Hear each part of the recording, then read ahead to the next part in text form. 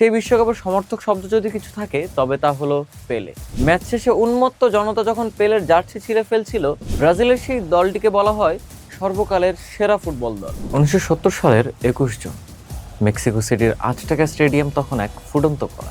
আকাশচুম্বী গ্যালারিতে 1 লক্ষেরও বেশি মানুষের উন্মাদনা, আর মাঠের তপ্ত ঘাসে রচিত হচ্ছে ফুটবলের এক অমর মহাকাব্য।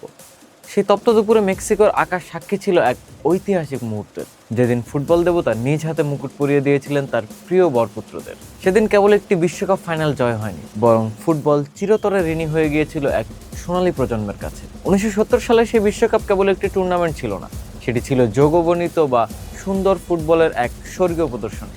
সেই বিশ্বকাপের সমর্থক শব্দ যদি কিছু থাকে তবে তা হলো পেলে, এডসন আরান্তেস ডো নাসিমেন্তো, ফুটবলের সম্রাট।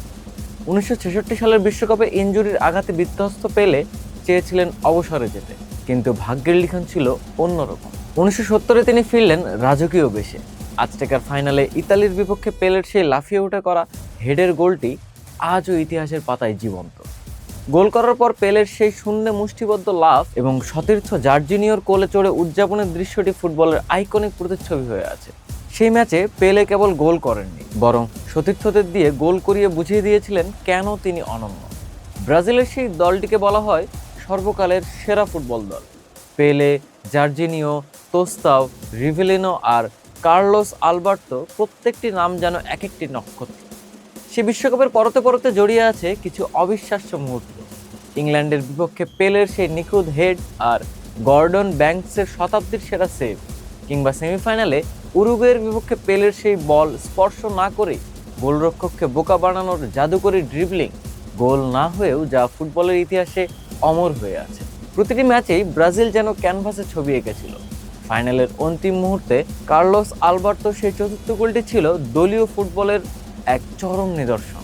8 জন খেলোয়াড়ের পা ছুঁয়ে আসা বলটিকে যখন আলবার্তো ইতালির জালে জড়িয়ে দিলেন, তখন ধারাভাষ্যকার থেকে শুরু করে দর্শক সবাই বুঝে নিয়েছিলেন ফুটবল তার চিরস্থায়ী ঠিকানা খুঁজে পেয়েছে। ফিফার তৎকালীন নিয়ম অনুযায়ী যে দেশ 3 বার বিশ্বকাপ জিতবে তারা চিরতরে নিজেদের ঘরে নিয়ে যাবে আসলের জুল রিমে ট্রফি। ইতালি ও ব্রাজিল দুই দলই তখন 2 বার করে চ্যাম্পিয়ন।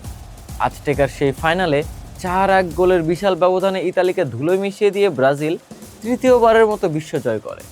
ম্যাচ শেষে উন্মত্ত জনতা যখন পেলের জার্সি ছিঁড়ে ফেলছিল, যখন ট্রফি হাতে কার্লোস আলবার্তোকে কাঁধে তুলে নেওয়া হয়েছিল, তখন মেক্সিকোর আকাশে যেন আবির খেলা করছিল। সেই মাহেন্দ্রক্ষণেই জুল রিমে ট্রফি চিরতরে পাড়ি জমালো সাম্বার দেশ ব্রাজিলে। পেলের চোখের জল আর আজটেকার সেই গর্জন মিলেমিশে একাকার হয়ে গিয়েছিল। 1970 সালের সেই বিশ্বকাপ কেবল ব্রাজিলকে অমর করেনি, বরং ফুটবলকে এক শিল্প হিসেবে প্রতিষ্ঠা করেছিল, যার মধ্যমণি হয়ে আজও উজ্জ্বল হয়ে আছেন কালো মানিক পেলে। আজটেকার সেই ইতিহাস আজও আমাদের মনে করিয়ে দেয় ফুটবল কেবল একটি খেলা নয়, এটি এক আবেগ যা 70 সালে পূর্ণতা পেয়েছিল মেক্সিকোর তপ্ত রোদে।